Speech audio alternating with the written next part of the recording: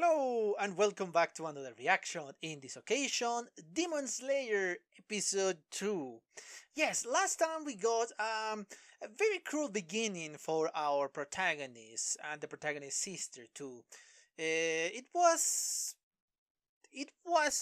yeah, again, when you start to be seeing this good life and it's in the first episodes of the series, it's always so you can feel sympathy or more sympathy for the hero, and then you took that away, murdered the family literally in this case, and yes, you continue to move forward. It's kind of a point for the hero to abandon their childhood, their safe space, and move to some adventure. That is the point of those moments. That doesn't change the fact that this is still very cruel and this is still very, very well, yeah, I think cruel summarize it quite well. I think that's the point. And yes, as far as I can tell, this is kind of a modern world thanks to the electricity poles that we saw in this town. But still, I cannot see a lot of modern technology within this world. At least not in the context that we see in the episode, not in the first episode. And the way they dress is very traditional way of dressing, everybody from the town to the people who lives in the mountains. So I am still not sure how to interpret this world, but obviously it was a very interesting one because this shows that there is something special about the hero or the protagonist and the little sister of the protagonist. The little sister, because even though she's a demon and demons are supposed to be relentless and they don't care even by the bloodline once they become demons, she was trying to protect her older brother. So she is not full demon, or there is still a conscience there. She is still kind of in control of her emotions, of her needs, and all of that. And she is special for that fact that she can control the demon urges. And the protagonist is special because he is capable of thinking ahead. He is smart. Even in this situation in which, yeah, if he fails, the sister is going to die. He still tried to make up something so he can defeat this demon slayer that wanted to kill the sister. So yeah, that is what makes these people special. We have seen that special part. That's why the demon slayer say, okay, yes, you might have a chance, you might have something extra for me and for my organization, I guess. So you're going to be seen here and you're going to find something new. At least it's going to give you the opportunity to take revenge on the demon that did this to you, to both of you. Because, yeah, they live pretty happily in that small house. Even they were harsh moments, they still live happy. So I find that interesting. And I cannot wait because, again, this series has been hyped to me because of the spectacular fights, and I want to see that fight. Obviously, we are not going to see that in the first episode because you need to get that ramp. You need to be escalating the amazingness. If not, it's going to be lost. So I want to see, I want to reach that point. But anyway, I'm starting to blabber in way too much in this presentation. Let me just remind you before going to the episode, let me just remind you that please subscribe to the channel, please give me a thumbs up if you enjoy the video, and leave a comment so I know what you think about the reaction that you're going to see and the commentary later on. The link for my Twitter is in the description below if you want to follow me there, and the link in my Patreon is also in the description below. So yes, I think that is enough of this presentation. So let's cut this short and watch the video, shall we?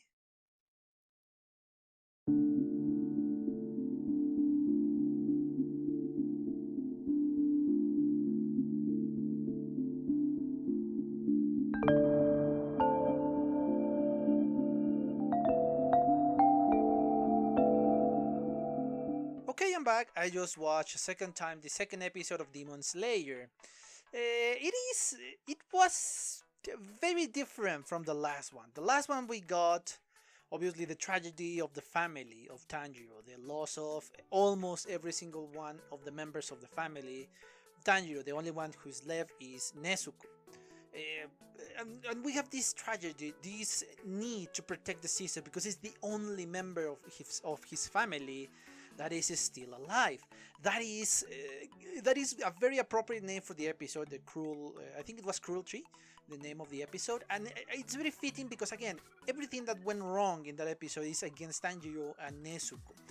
Tanjiro is alive, but his sister is well, she became a demon, and the sister, well, became a demon. So yes, it's terrible all around for these two characters.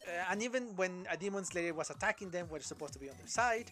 Yes, he still feels bad, but still. This episode, if we compare it to that one, yes, it's very, very different. It's more subdued, it's more calm. We got neat animation, and we got, I think, more humor than the last time. So the moment we saw Nezuko hiding from the sun, and when she kicks the head of the freaking demon, all of that, and even the reaction at the end of the demon, said, "Oh, come here, I'm going to kill you." Even all the expression of Tanjiro, perhaps it's not as expressive, but I think it's funny, some of those expressions. And obviously we don't have the tragedy of another member of the family dying. These are unknown people, we don't know. They are still worried about them, of course, but and they are kind of shown respect for the dead when they were buried by the master Sankoji.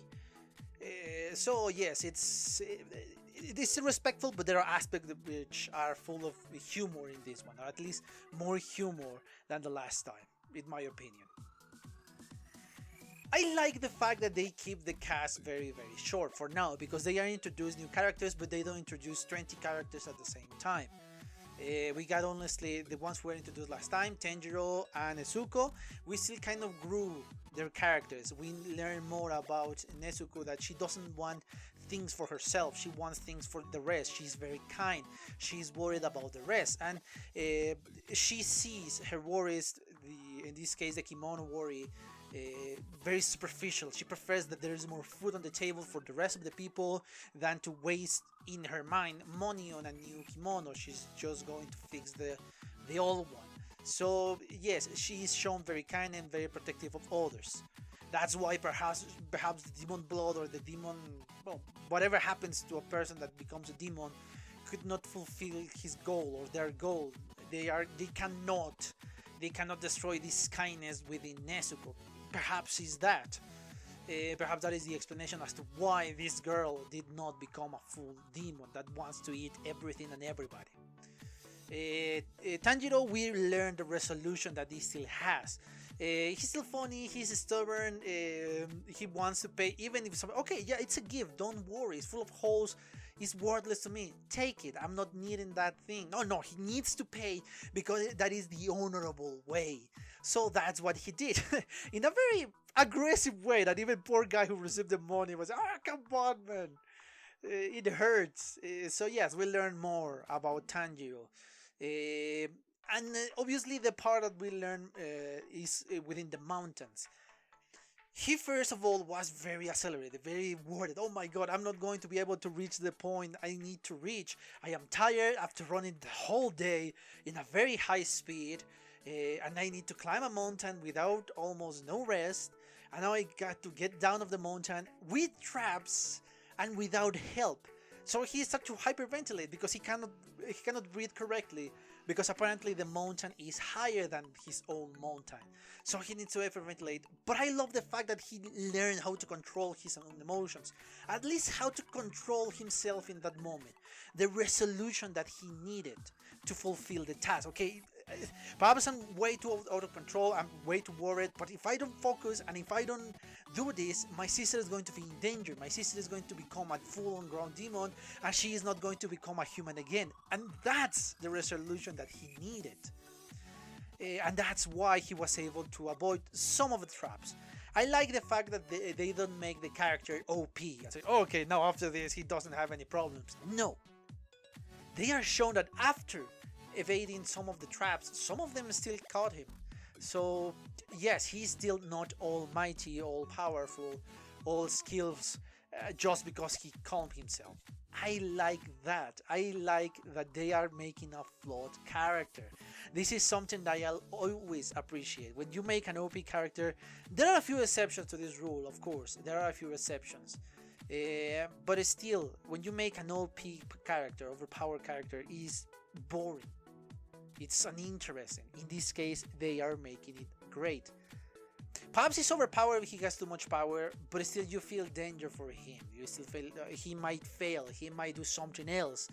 So that is what I like. And yes, I know you're thinking, oh, but One Punch Man is one of your favorite animes. Yeah, that's true. It's one of my favorite animes, mangas, and webcomic. That's absolutely true. But the thing is, the faults in Saitama are different. The faults in Mob are different. Yes, they are very powerful. They are powerful, and when you face them with their true powers, the psychokinesis and the fighting style of Saitama, you can call that fighting style. Yes, they are very, very powerful. You don't feel danger. But the point of the anime is not that. You should not feel any danger for Saitama or for Mob. It's different. That is completely different. So yeah, that's why sometimes an overpowered character could work, but most of the time it doesn't. Anyway, going back to the episode. We return with another character that is, in this case, Gyu, that he recognized the talent of Tanjiro. He knows that he has talent. He recognized also the kindness of Nezuko. He understands that these two are special. They are not like the rest of the demons, the man-eating demons. And Tanjiro is capable of defending himself even against this gigantic god that it was Gyu. Because Gyu, I bet he's overwhelmingly powerful. So he was able to kind of craft a plan so he can defeat Gyu and save his sister. It failed, but Gyu recognized that. And all the aspects that we saw in this scene in the last episode was kind of the recognition of Gyu. And that is presented in the letter that he sent to Sankoji. Sankoji is another business. He is a new character. He is a very interesting character. He's very strict, but he wants perhaps the best for the people. He needs to be strict. If you want to be a demon slayer, well, you need to be sometimes cruel. And this kid doesn't seem to be cruel at all. He feels mercy towards a demon that wants to attack him, that wants to devour him, that wants to kill him. And still he feels mercy. So he put him to a test. And he passed the test. He was saying at the end, oh, you are my student now. So I still don't know much about this new character, only that he has the voice of Jiraiya, and it feels so good to hear that voice again. My god, yeah, we miss Jiraiya. I mean, come on, it's Jiraiya. He deserved better. But anyway, yes, an old master with the voice of Jiraiya, I love it, man. I love it. If he's a perv, I'm gonna love it even more, because yeah, that is going to be Jiraiya, man. That is going to be Jiraiya. But anyway, yes, the last thing I want to speak about is the last scene, the extra scene, the preview. Which honestly doesn't have anything of preview. It's just they are just a recapitulation of the previous episode, of the episode that we just saw, in a very cutesy and funny way. Because yeah, I love how they take the resolution part and make kind of a joke. Oh, what do you want? This or that for dinner? Come on, your resolution is weak, and then he has to answer immediately. So yes, I found it funny. I found it interesting. I love this last scene. It's a very cute scene. Honestly, there is not much for me to say about this series other than it's great. It looks great. I want to see more about it. I want to know more about the characters. I want to know more about the world, because it seems to be a very interesting one. I like the opening, honestly. I really like the opening, and I like the way it's been drawn. I don't know if we're going to translate what we see in the opening in the anime. I don't know if we're going to be seeing the similar style of animation, but I really enjoy it, and I want to see more about that. But honestly, there is not much for me to say. There is still not much character development, because obviously it's the second episode. So yes, I think that's it. I think I really exhausted the topic of this one. If you think I'm missing something, please let me know in the comments. But anyway, yes, I hope you enjoyed this episode. I have nothing else to say. Obviously, before that, remind you that if you enjoy the content of the channel, please consider subscriptions and turn notifications so you can get up to date with whatever we are doing with the channel. If you enjoy the video, please give me a thumbs up and leave a comment so I know what you think about my reaction, the episode, or the commentary. If you want to follow me on Twitter, the link is in the description below, alongside with the Patreon. And if you want to share the video, that will help me a lot more, because again, we don't know what YouTube wants. We don't know if it wants likes, if it wants shares, if it wants views, if it wants subscribers, we don't know. So if you can do all of those things, I will be eternally grateful, guys. But anyway, yes, I think that's it for now. I hope you enjoy it, and well, thank you for your attention, and see you on the next one. Bye! Okay guys, I hope you enjoyed that video, and if you did, give it a like so the algorithm from YouTube will help me out. And check my other videos, share them, and also why not subscribe to my channel and join this community. And as always, I want to thank you for your attention, your likes, and even your dislikes, your comments, which is something I always look forward to read. And yeah, once more, thanks, and see you on the next one.